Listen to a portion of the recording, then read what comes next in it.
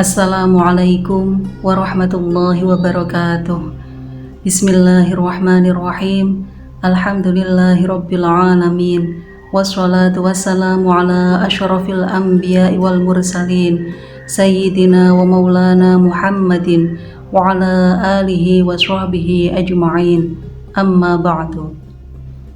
Sahabat-sahabatku rahimakumullah, marilah kita senantiasa memperbanyak membaca istighfar, memohon ampun kepada Allah, karena Allah memberikan fadilah yang sangat besar dalam membaca istighfar.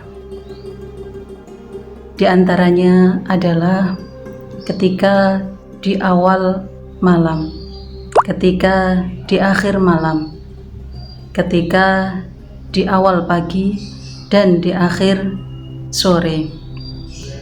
Karena dalam hadis telah dijelaskan bahwa pada saat tersebut setiap harinya malaikat hafidhin membawa buku catatan kita kepada Allah.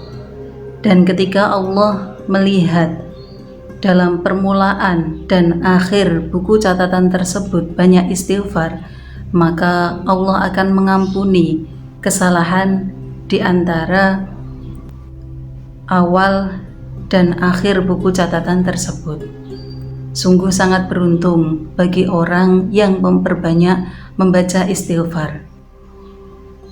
Yang selanjutnya adalah memperbanyak membaca istighfar ketika rezekinya sempit, ketika sedang sulit.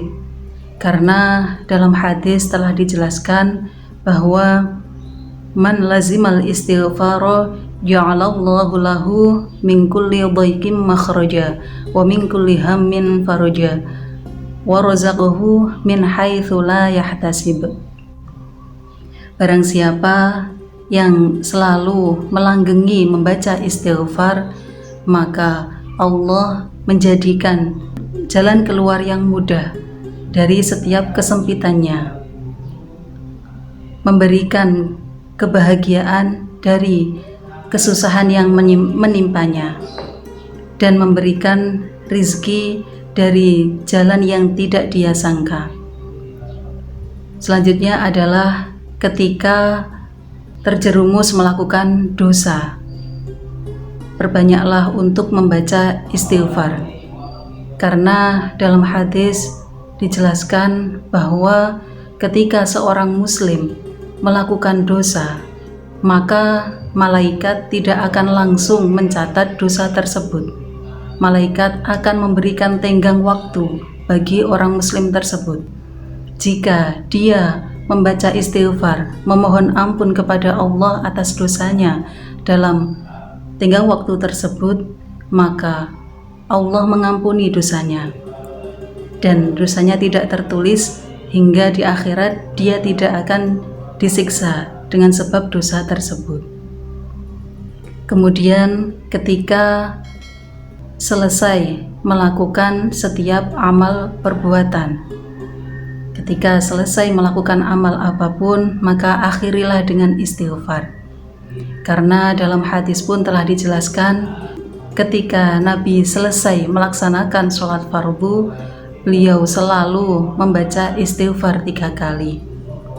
Dari sini dapat diambil kesimpulan bahwasanya istighfar itu sangat dianjurkan bagi setiap orang muslim, karena dengan istighfar Allah memberikan keamanan, memberikan keselamatan bagi orang mukmin tersebut dari setiap ujian-ujian yang Allah berikan, baik itu saat diuji dengan kesulitan rizki, saat diuji dengan kesedihan, saat diuji dengan sebuah kesalahan.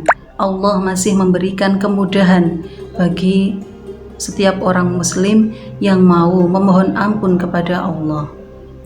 Dan dalam firman Allah telah didawahkan, wa ma kana Allahu mu'adzibahum wa hum yastaghfirun. Allah tidak akan menyiksa sebuah kaum dan mereka adalah orang-orang yang memohon ampun kepada Allah. Dan terakhir, ketika kita selesai melakukan sebuah kebaikan pun, hendaknya kita juga tetap membaca istighfar, memohon ampun kepada Allah. Karena mungkin saja dari amal yang kita sangka baik itu terdapat riya yang tersembunyi di dalam diri kita, terdapat keburukan yang tersembunyi dalam diri kita. Sehingga ketika kita memohon ampun kepada Allah, Allah akan membersihkan amal perbuatan kita sehingga menjadi amal yang diterima dan diridhoi oleh Allah.